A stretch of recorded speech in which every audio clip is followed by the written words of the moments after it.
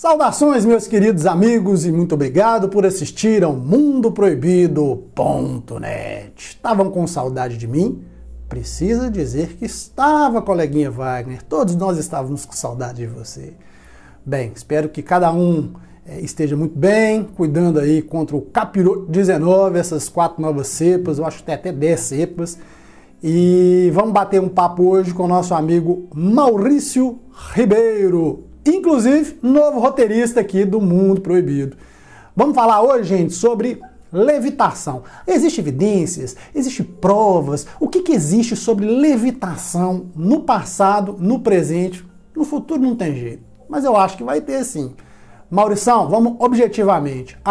Mais importante, essa live está sendo gravada, provavelmente você deve estar assistindo à noite, mas nós gravamos, agora são 10 horas da manhã, mas vocês vão gostar. Maurição, a bola está contigo. Salve, grande Wagner, bom dia a todos que acompanham o canal Mundo Proibido. E hoje eu vou falar, ainda um pouquinho nervoso pela primeira live no canal, é uma responsabilidade muito grande, inclusive a respeito do tema em si. O que acontece?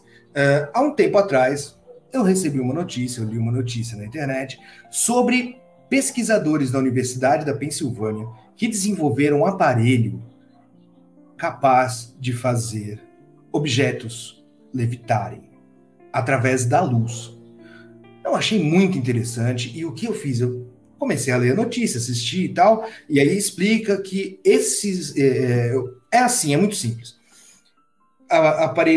Um aparelho que emite luz do sol ou laser, reflete na parte de baixo de um componente muito fininho chamado Mylar, que ele é revestido com nanotúbulos de carbono, e essa luz ela faz com que esses objetos levitem. Mas para isso, eles precisam estar num ambiente controlado com a mesma atmosfera, a mesma pressão do que a mesosfera. Ou seja, esse tipo de material ele vai servir como uma sonda na mesosfera que pode ser capaz de criar aparelhos que vão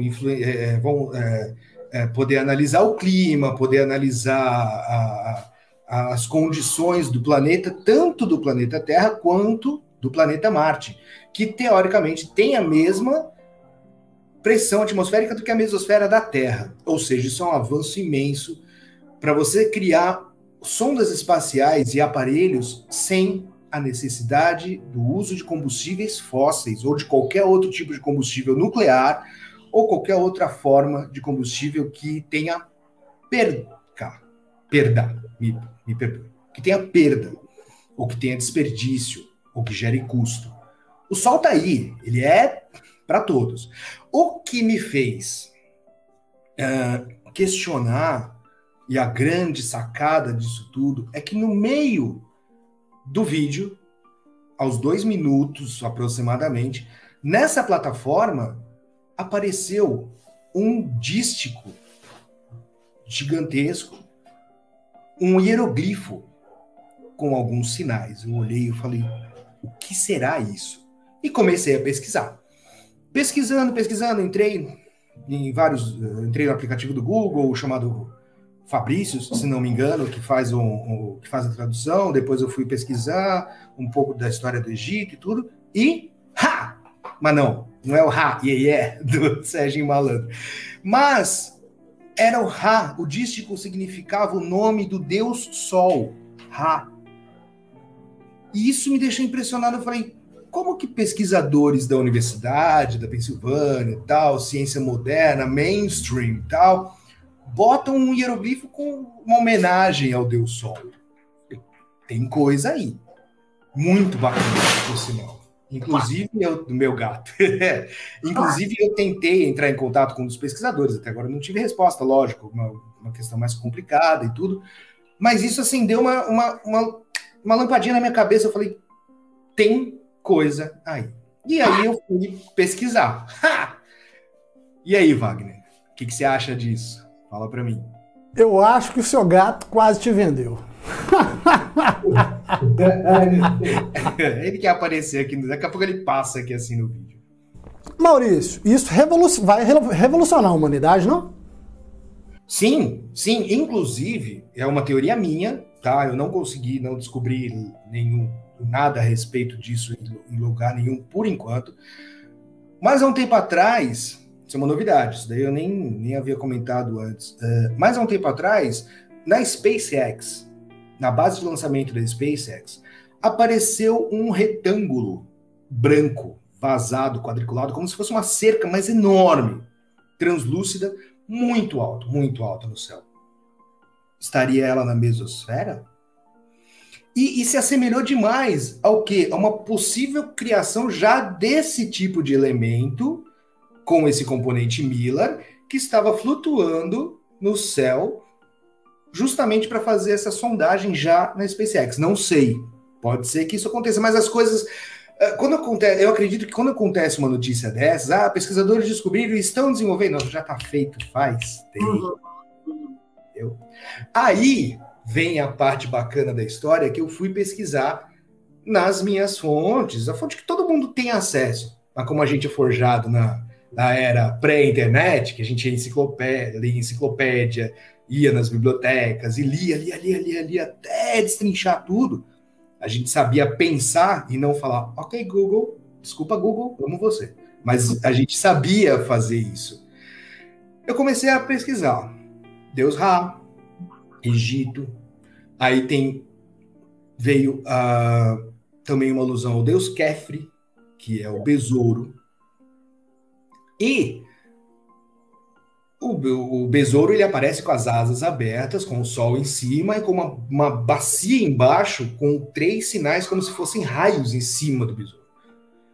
Você fala, peraí, uma plataforma levitadora com a luz embaixo e as coisinhas flutuando em cima, isso lembra muito o besouro levitando com o poder do sol refletido nas asas. Nisso, aí vamos entrar numa outra junção do que os egípcios, eles poderiam... Existem teorias de que os egípcios dominavam a técnica de levitação de objetos, tanto do micro quanto do macro. Existe uma possibilidade de os egípcios terem usado uma tecnologia de levitação através do sol, ou ondas eletromagnéticas, ou do som, como em várias outras civilizações, para dominar a arte de levitar pedras e de construir pirâmides, ou também, se você pesquisar, Coral Castle. O cara que construiu Coral Castle dizia literalmente que ele tinha aprendido o segredo dos egípcios. Eu fiz um vídeo. Oi? Você fez, claro. Onde o mundo proibido não está? O mundo é todo proibido. Completamente. Completamente. E aí o que acontece? Você bem sucinto agora... Você pega a história dos besouros e você vai para o ano de 1997, quando um entomologista russo chamado Viktor Stepanovich Grebennikov, difícil nome, né? Quando o Viktor Grebennikov descobre o campo CSE, efeito cavitacional de estruturas. Pessoal, eu fiz um vídeo sobre isso, viu, gente? Esse também, um dos vídeos mais recentes e fantásticos. Pela primeira vez, alguém aqui no Brasil deu a devida importância e fez um documentário, um vídeo espetacular a respeito desse entomologista que foi, infelizmente, muito, muito injustiçado, do mesmo jeito que Tesla, do mesmo jeito que todos os outros gênios que acabaram no ostracismo.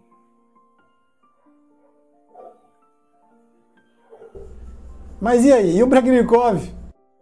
Grebennikov. Eu paro um pouquinho, porque se deixar eu falo mais que pode na chuva. Eu sou apenas... você é a estrela da festa.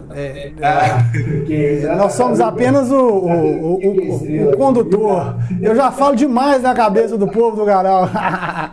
Oi? Eu já falo muito na cabeça do povo aqui no canal. Então, você tem muito a nos ensinar. Com relação à história, vou ir saindo do Egito, indo para a Rússia, para a história do Viktor Grebennikov. Ele descobriu o efeito cavitacional de estruturas, que é, para a gente não complicar, para a gente simplificar, é o seguinte. Você imagina que no campo no campo da nanotecnologia, essas estruturas de Miller que eu falei, é como se fosse o seguinte, simplificando. Você tem um negocinho assim, ó. Você tem um Vzinho. Uma estrutura muito pequena, uma pirâmide minúscula. E um átomo, ele é excitado eletromagneticamente, ou a luz do sol, ou o fóton, ele bate aqui e volta. E o que acontece? Nas asas dos besouros existe um negócio chamado quitina, que são nanoestruturas que elas são agitadas, que agitando as asas dos besouros, elas transferem esses elétrons e elas fazem com que haja uma antigravidade. Então, o que acontece?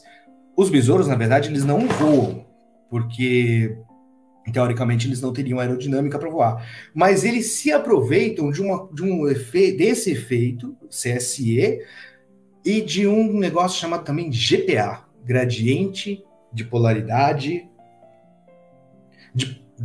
gradiente de potencial, gradiente de diferença de potencial elétrico da atmosfera. Então o besouro abre a asinha, aí ele começa...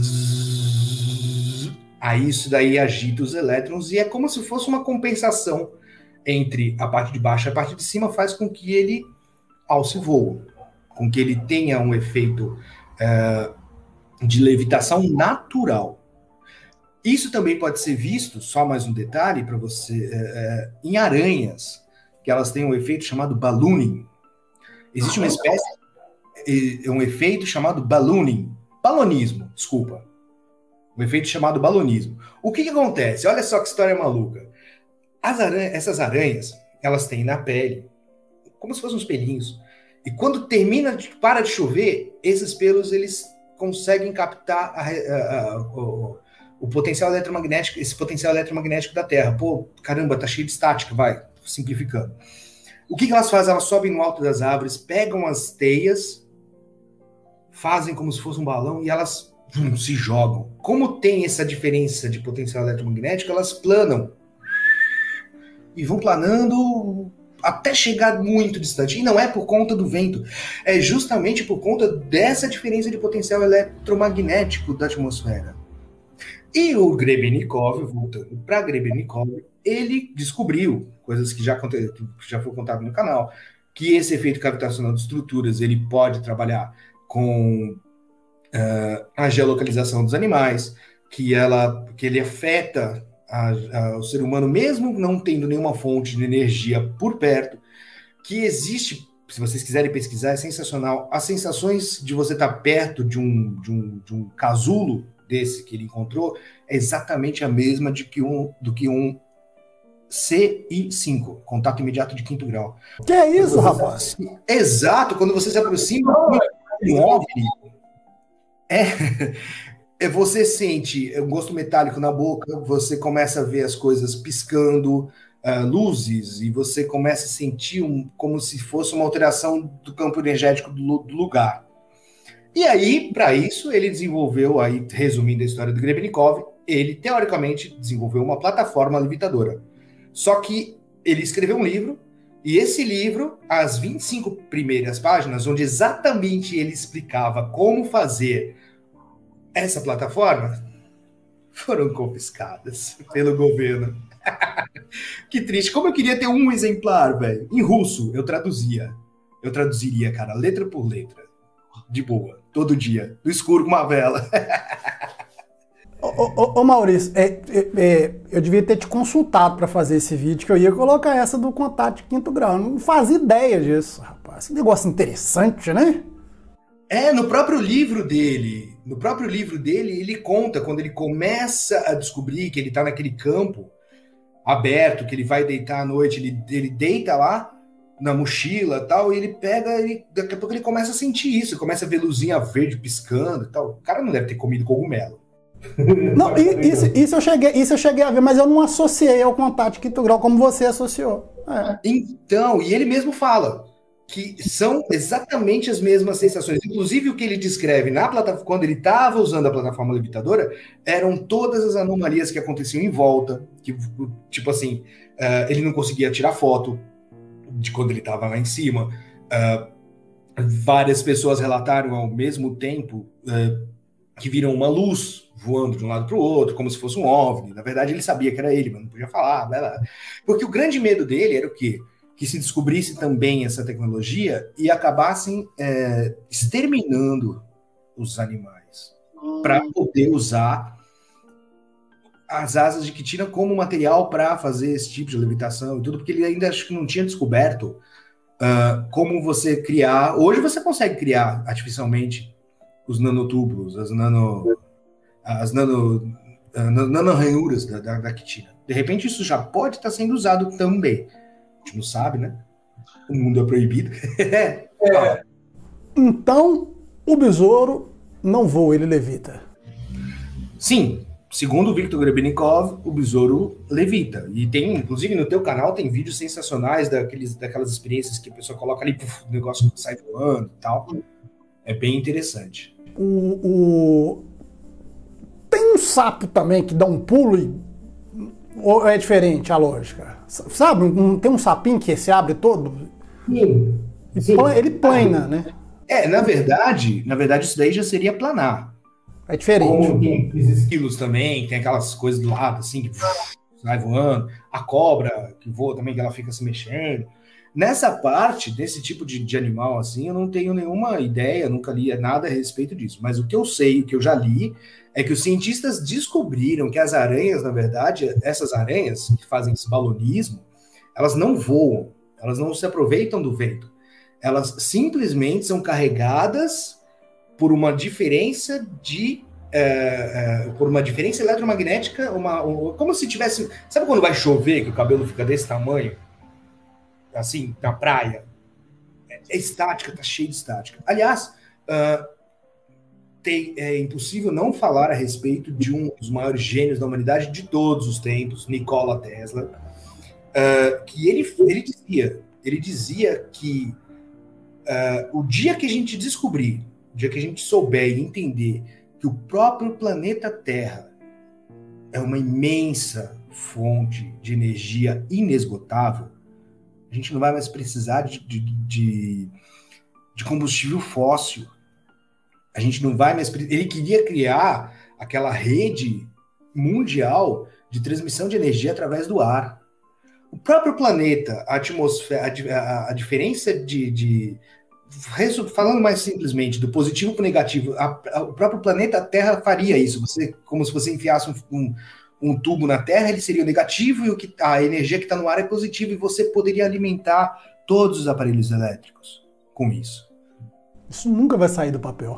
Não vai sair nada. É a mesma coisa que uma história que eu falo, velho. Painel solar é a solução. Cara, eu tenho tantas ideias de painel solar, tem tanta coisa bacana que você pode criar com painel solar. Uma delas é muito simples. Barraca de praia, que faz aqueles pastelzinhos, tudo bacana. Véi, você mete uma placa solar enorme lá em cima e você liga um micro-ondas.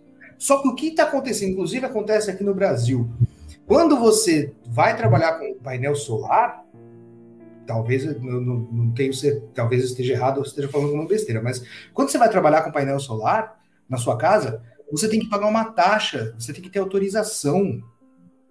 E qual é a explicação? Que você está... É como se você estivesse tirando a oportunidade da empresa de gerar energia e vender para você. Então eles não podem sair no prejuízo. Hoje em dia mudou. Começou assim, hoje em dia mudou. Hoje em dia encareceram os materiais. Sim. É caro hoje para você fazer. É caro. Mas é aquela coisa também. Se eu criar um carro movido a água, eu não vou ter homologação para esse carro. A menos que cobre uma fortuna, para não compensar. Foi o que aconteceu com gás natural veicular, que no começo foi barato, e aí tiveram que sobretaxar. O mundo é laranja, né, como se fala. Pessoal, o que nós estamos falando até agora aqui é o que a natureza nos proporciona. Tudo isso é a natureza que nos proporciona. E aí, Maurição, tá na hora da gente entrar na engenharia reversa, que eu vi que você citou aqui no... Sim. Isso é fundamental. Inclusive, só fazer um adendo, rapidamente, antes de entrar na engenharia reversa, que... Caramba, deu branco. Você vai editar isso daí, né? Pra não ficar com esses brancos assim. Não precisa editar, não. O pessoal aqui tá acostumado já. Tá tudo beleza. Desde a década de 40, de 50, na nossa era moderna, na nossa era contemporânea, a gente tem milhões, milhares de relatos, de avistamentos, de provas. É inconteste que existem naves, objetos voadores não identificados. Isso é uma coisa que não tem como você negar. Como que você vai... Mudou agora, né? Agora é objetos aéreos... Como que é? UAP. Mudou. É o AP? Mudou. Eu acho que é UAP, Unidentified Air Unidentified Air Phenomenon. Fenômenos aéreos não identificados. Depois que divulgaram lá os... Que não teve jeito, né? Vamos contar aqui, porque é melhor a gente contar, sair pela nossa boca. Não tem como. O próprio Donald Trump exigiu que fosse... Tá certo que ele fez um histrionismo de final de mandato, tal, não sei o quê, mas assim, não tem como. O Nick Pope falando a respeito disso, depois que o Exército falou, cara, depois que abriu a porteira, isso aqui é pior do que o Brasil, que o Brasil tem um arquivo nacional que é liberadíssimo para qualquer pessoa ler a respeito de todos os casos. Operação Prato, Varginha, aquilo que você consegue, tem algumas coisas bem bacanas e tal. E aí o que acontece? Com relação a isso, desde a década de 50, resumidamente é o seguinte, desde a década de 50 a gente sabe que os OVNIs caem, que os Estados Unidos vão lá e pegam e levam para algum lugar. Teoricamente, base 51. Na base 51, teve um gaiato lá que trabalhou um tempo e tudo, Bob Lazar. Ele trabalhou, contou, explicou e tal, e recentemente, quando aconteceu esse negócio de falarem que existe, cara, esse cara deve estar rindo à toa até hoje, deve estar falando, eu te disse, eu te falei, eu tava lá. E aí o que acontece com relação à engenharia reversa? Você imagina o seguinte, o equipamento cai, aí você fala, como esse troço voa? Aí tem um elemento lá dentro, que é o elemento 115 que eles falam, que está fora da tabela periódica. Esse elemento, você não sabe de onde que ele vem, como que ele é, você não consegue identificar, você até consegue identificar e tudo, mas você não consegue recriar. E você descobre vários outros aspectos, como o revestimento das naves, o efeito... Tentaram fazer o Coanda Effect, o efeito Coanda, como se tivesse uma ventilação contrária para fazer esse voo e tal. Tem várias questões, a questão de ultrapassar a velocidade da luz, que hoje estão descobrindo uma forma de criar uma bolha espacial e fazer com que uma nave viaje nessa bolha acima da velocidade da luz sem ser afetado por essa velocidade. É a nave do Star Trek. Todo mundo que gosta de ficção científica conhece e está se tornando realidade a partir do momento que conseguirem um combustível que seja forte o suficiente para criar esse tipo de buraco de minhoca. Com relação ao esse componente Miller que a gente falou lá no começo, que é, falando para todo mundo, é um alumíniozinho fininho revestido com carbono lá, bem microcarbono. Isso é muito a cara do que foi encontrado em Roswell. Os restos, que falaram que era um pedaço de balão, que era um componente que ele tem memória, você pega o negócio lá, ele é duro, você mexe, ele volta para o lugar. É um componente que ele é muito leve, é um componente que, se ele exposto ao calor, ele não deforma, tem vários fatores. E teve também, com relação à engenharia reversa, recentemente, um ufólogo norte-americano chamado Anthony Bragalia. Ele conseguiu, numa operação chamada Full Disclosure, abertura total da lei que permite com que os americanos tenham acesso à informação e tudo, ele conseguiu 150 páginas de um documento que não prova, como os sensacionalistas falam, prova que existe naves guardadas. Não, não prova. Mas mostra que eles fazem estudos com componentes que não são de origem terrestre e que esses componentes, eles são parte de um experimento para que você consiga alcançar uma tecnologia que não é produzida no planeta. Que é isso? São metamateriais que eles falam, metamaterials. É muito bacana, cara. É que assim, são 150 páginas, é muito texto para ler, mas você vai pincelando uma coisa e outra, você vai vendo que não tem de onde eles tirarem esse tipo de informação de algo que não existe aqui na Terra. Então, assim, imagina, você pega, eu quero descobrir um metamaterial. Mas não existe metamaterial porque não existe esse tipo de componente aqui no Brasil, no mundo. Mas então, como que eles têm esse metamaterial? Como que eles estudam e analisam uma coisa que não existe? Eles criaram da imaginação, aí pegaram, fizeram, então teria que ser feito aqui. Não.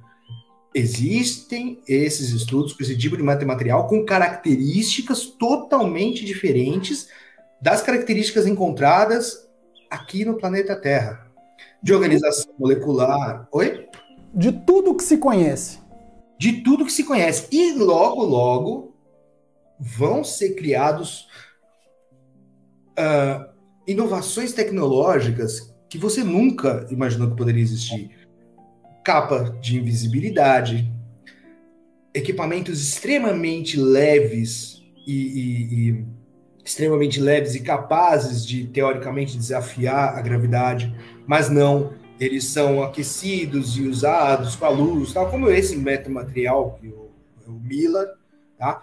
Então isso é muito provável que venha de engenharia reversa. Eu, particularmente, tenho plena certeza de que existem objetos voadores não identificados. A despeito de eu já ter visto por 2 vezes, infelizmente não tive um contato melhor. Queria trocar ideia com a galera, pá. Pegadinha desse.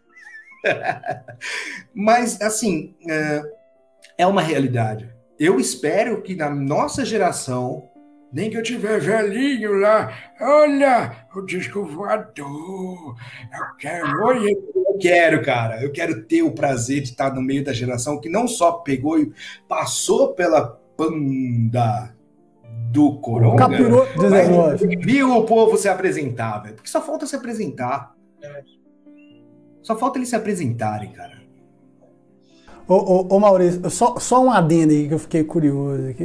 Deve ser porque é minha área, né? Cabeça funciona. Você disse que ele conseguiu isso por causa da lei do acesso à informação, que deve ser a mesma nossa aqui, né? A lei de acesso à informação, né? Só que lá funciona, né? Sim, lá é o seguinte, o cara já mandou mais de 250 e-mails para quem é responsável pelo FOIA, que é Federal Organization of Information Access, é a Organização Federal de Acesso à Informação, é um negócio assim. E ele tá batendo em cima e o cara tá... Você vê boa parte dos e-mails, é assim, ele bate em cima, de onde que vem?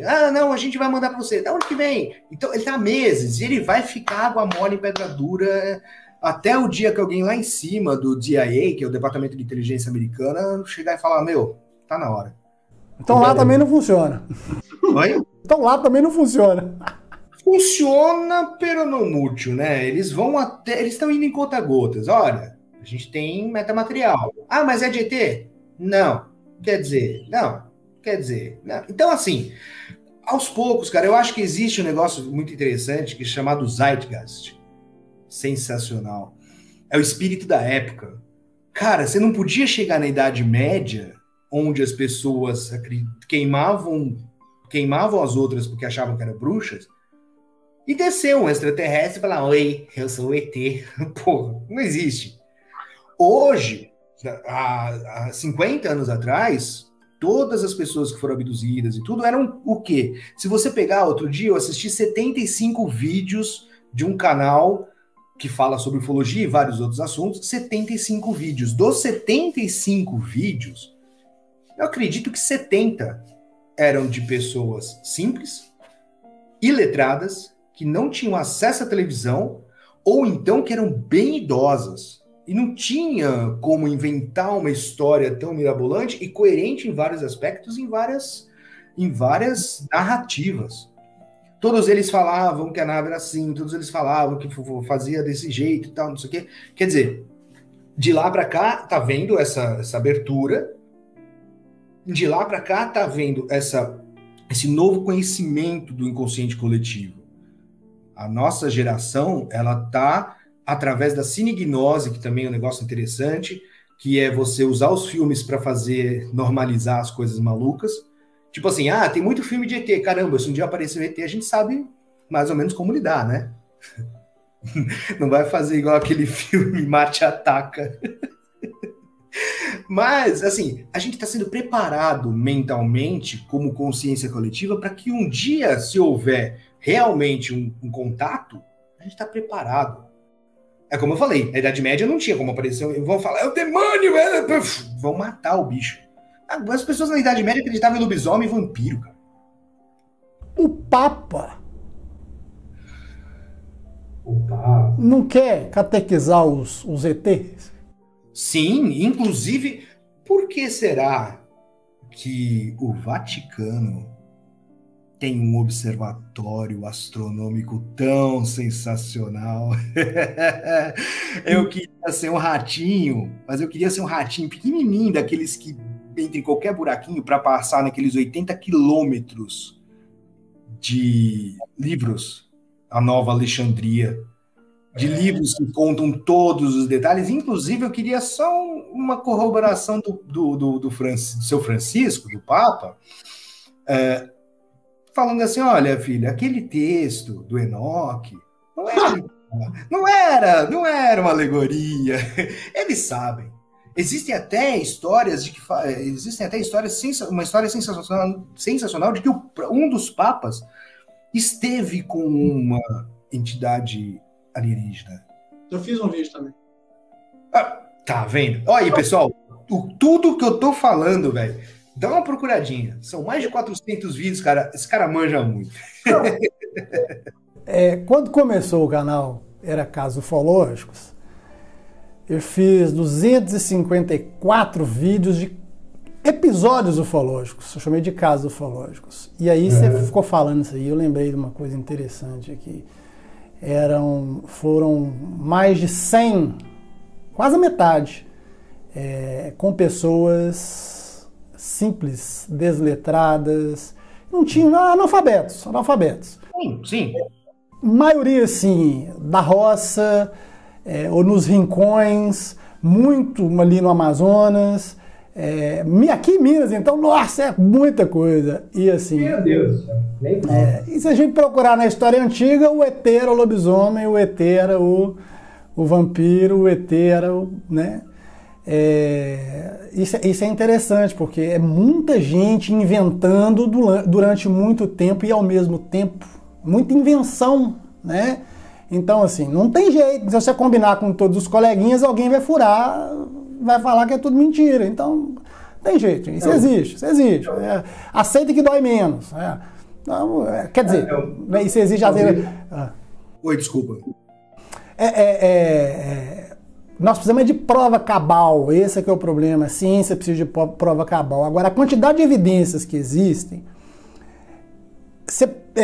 não tem jeito de não pensar na possibilidade. É impossível. Para mim, é impossível de não pensar nessa possibilidade. Aí vem o Vaticano, o Papa está até sendo muito mágico, ele está fazendo um monte de revolução. Ele falou batizar os ET. Por que ele vai batizar os ET? Se existir, não sei o quê. E ele falou sério, porque ele quer ampliar a religião dele, ou porque o observatório dele existe há muito tempo, né, Maurício? Há muito tempo. E é um observatório fantástico. E no relato eu esqueci o nome do Papa, eu acho que é Papa Pio, eu esqueci o nome do Papa. Não é o Pio XI, é o Pio alguma coisa. É Pio alguma coisa. Pio, não sei, eu tenho que olhar. Ele se encontrou, acho que foi no jardim, e aí chama de entidade espiritual, né? Enfim, é isso, né? Acho que foi em Castel Gandolfo, né, que fala que é acho que é Castel Gandolfo, que é o lugar onde o Papa... Isso. Exatamente. Então, e aí você pensa o seguinte, Se a própria igreja sabe e tem esse tipo de interesse, cara, falando sério, hoje, infelizmente também, do jeito que a gente tá com relação a falta de interesse das pessoas de pesquisar um pouquinho mais a respeito de determinados assuntos, que graças a Deus não é absolutamente o público do Mundo Proibido, é capaz também de um dia pegarem um ET, mostrarem um ET, fazer uma live com ET, botar no Jornal Nacional William Bonner e falar boa noite, ET. Que montagem. Então, assim, existe. Se determinada pessoa falar, eles vão acreditar. Sim, se o ET for no encontro e fizer um programa. Sim. Mas eu acredito, assim, brincadeiras à parte, eu acho que é muito interessante se a gente puder ter esse tipo de confirmação. Mas também isso envolve não só a questão... É do interesse deles. Para quê? Para que eles vão querer se apresentar oficialmente? A menos que tenha, eu acredito assim, eles só se apresentariam oficialmente se houvesse o interesse de acrescentar alguma coisa para eles também. Não para serem vistos como animais. Se a gente bota bicho no zoológico, que a gente sabe que os animais têm sentimento, têm inteligência, têm razão, têm personalidade. Se a gente maltrata animais, imagina. Um detalhe que eu queria comentar, uma coisa a respeito de uma história, que é assim, o incidente em Varginha. Cara, toda vez que eu vejo, eu leio muito a respeito, já li livros sensacionais a respeito da história de Varginha. Inclusive, existem várias teorias interessantes e não são abertas ao público a respeito da queda do OVNI. Toda vez que eu leio, eu penso o seguinte, cara, essa criatura, se ela realmente existiu e tudo que eu acredito na narrativa das meninas, da mãe de não ter aceito o dinheiro, dos MIBs lá que apareceram e tudo, que isso tá, eu não tô inventando, tá tudo na mídia. Essa criatura, imagina ela ter sofrido um desastre, ela ter sobrevivido machucada, ela está num local totalmente diferente do que ela imagina, do que ela tem conhecimento, sofreu uma chuva de granizos gigantescos, de pedaços de granizo enormes que nunca aconteceram na cidade, e ainda fugir e ser capturada e acabar morrendo assim, ou sendo capturada eternamente em um local que não lhe é familiar.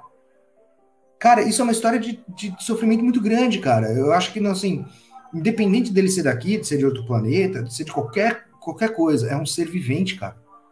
Ele merece respeito.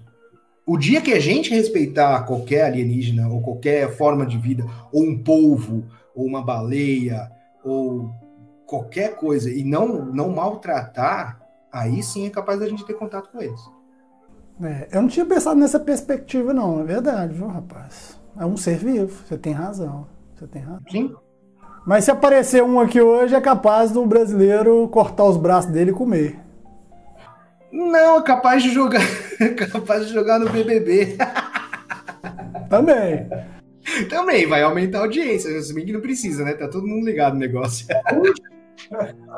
Agora, só uma coisinha que eu queria comentar, assim, a respeito do... Posso fazer uma adendo aqui? Oi? Fica à vontade. Tá, e rapidamente, é o seguinte, a gente falou de nanotecnologia, a nanotecnologia presente na natureza, que na verdade não seria nanotecnologia, seria uma nanocaracterística dos animais e tal, de percepção que eles têm do espaço e tudo através dessas propriedades. E existe a nanoarqueologia, cara. Quem não conhece, dá uma pesquisada. É muito bacana, velho. Os antigos já tinham conhecimento de nanotecnologia há, posso falar, milênios. A gente pode falar, teoricamente existem teorias, do revestimento das pirâmides, que as pirâmides eram todas revestidas com um nanomaterial que irradiava luz e acumulava energia, e que ela poderia servir para iluminar a região e ter contato com outras pirâmides, tal, não sei o quê. A nanotecnologia também está presente nas lâminas de Damasco, que os artesãos eles faziam lâminas e túbulos, eles trituravam o aço de uma forma que eles viravam filamentos e eles eram colocados na lâmina.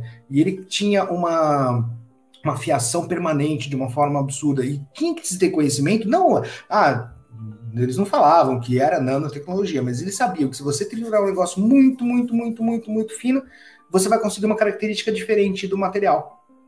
Então, já existia nanotecnologia, só não era dado esse nome. Outra coisa, as lâminas de Damasco foi entre 1700 e 300 depois de Cristo. Elas eram confeccionadas. Cálice de Licurgo, vou falar rapidamente aqui, o cálice de Licurgo, que mudava de cor de acordo com a luminosidade. Se você não tinha luz, ele era verde. Se você colocava a luz atrás, ele ficava vermelho. Também era o vidro composto por poeira muito, muito, muito fina. E os mestres, os artesãos, eles tinham esse conhecimento. Era uma nanotecnologia também, foi provado depois. A argila azul maia, que é de 800 a.C., os maias desenvolveram uma argila, uma cor, uma tintura azul que ela não estragava, porque ela era tão fina que ela não tinha pigmentação azul, ela só refletia o espectro de luz azul. Como a asa daquela borboleta azul, que na verdade não é azul, mas ela tem filamentos e o espectro de luz só passa o azul e fica naquela cor maravilhosa. E vitrais, para vocês poderem pesquisar, vitrais medievais, que tinham inclusive características purificadoras de ar, e as cores, elas também tinham essa forma de passar o espectro de luz só do vermelho, só do amarelo, só do verde. Como é que, na época medieval, os artesãos sabiam isso? Por quê? Porque eles tiveram uma ideia. Vou fazer. Aí tropecei, caramba, ficou vermelho. Não. Existia. Aí tropecei no vidro. Virou um vitral. Caramba, que legal. Não, existia conhecimento antigo vindo de muito antes. E são esses os exemplos. O resto vocês podem pesquisar e eu tenho certeza que tem muito material bacana no mundo proibido. E, uma coisa, cara, deixe o seu joinha, compartilhe com todo mundo, cara, porque é muito bacana você adquirir conhecimento. Conhecimento não pesa, cara, conhecimento não ocupa espaço aqui, cara. Só te dá asa para você voar com eletromagnetismo. Leia, né, Maurição? Pessoal, foi rapidinho o nosso bate-papo com o Maurição, que está chegando agora aqui. Já é inscrito do canal há muito tempo, vai colaborar conosco com os roteiros. Vocês estão vendo aí o nível, é muita coisa, gente, é muita coisa que esse cara saca. E nós vamos transformar tudo em vídeo. Quer dar os recados finais aí, Maurição? Deixar os contatos? Então, galera, é o seguinte. Tá tudo muito novo para mim. Eu tô vindo de uma outra realidade, mas eu gosto muito do que eu tô fazendo agora. Assim, falar sobre esses assuntos, falar sobre descobertas tecnológicas, novas, antigas. Esses dias teve os cientistas conseguiram finalizar o mecanismo de Antiquítera. Pô, que fantástico, velho. 2000 anos atrás os gregos sabiam trabalhar com as constelações. Bom, é um negócio bem bacana de estudar. Mas assim, eu gosto muito de todos esses assuntos. Eu procuro pesquisar, eu procuro me informar. E uma coisa que eu garanto para vocês, eu estando aqui, eu vou trazer o que eu souber de melhor. Vou fazer da forma mais prática possível, porque se deixar eu falo mais do que pobre na chuva, e eu sou prolixo pra caramba. É da geração, cara. A gente lê, a gente acaba sendo desse jeito. Não é melhor nem pior, mas é a característica da gente. E em breve, eu tô montando, por inspiração e aconselhamento do grande Wagner Souza, eu tô montando um canal que futuramente vai falar a respeito desses assuntos e de vários outros. Coisas que eu gosto muito, como hipnose, como física quântica, como física atual, contemporânea. Uma coisa que é muito bacana, rapidamente, eu gosto muito de música e eu conheço algumas coisas, alguns álbuns que tem um quê a mais. Tipo o quê, Marcos? Artistas da década de 70, só um briefing. Se vocês gostarem, fala, eu quero. Daí eu faço o vídeo, cara. Racional, volume 1 e 2 do Tim Maia. Mano, só o comecinho de uma música ele fala assim, uf, que beleza. Cara, que beleza. E tem muita coisa. E um outro que é o sensacional. Meu irmão me mostrou esse álbum agora, eu passei 48 anos sem conhecer. Quando eu ouvi, eu acho que eu ouvi umas 15 vezes. E eu ouço quase todo dia como um mantra. A Tábua de Esmeraldas, do Jorge Ben. É legal mesmo. Ele fala sobre Nicolas Flamel, sobre Hermes Trismegisto, sobre Eric von Däniken, numa música maravilhosa chamada Errare Humanum Est. O comecinho, cara, os alquimistas estão chegando, ele consegue colocar samba rock, velho, em alquimia. Então, assim, tem muita coisa bacana, cara. Livros. Velho, eu quero fazer uma sessão falando sobre os livros que mudaram a minha vida. Capaz de ficar o resto da vida escrevendo sobre isso. Mas tem muita coisa. Tem Eram os Deuses Astronautas, Operação Cavalo de Troia, tem o História Desconhecida dos Homens, tem o livro de cabeceira do Raul Seixas, que é o Despertar dos Mágicos, que é sensacional. Você lê esse livro, cara, você nunca mais vai ser a mesma pessoa. Já fiz um vídeo sobre... Mano, Despertar dos Mágicos, velho, é uma coisa que você fala... É aquele memezinho, velho. Não tem como, cara. E tem alguns livros, como meu pai era livreiro de sebo, ele tinha sebo, ele teve livraria, tal, não sei o quê. Eu pegava muito livro de sebo e tinha assim, Tempo, o profundo desconhecido do universo. O negócio, como é que é, das catedrais, construção das catedrais, o segredo das catedrais.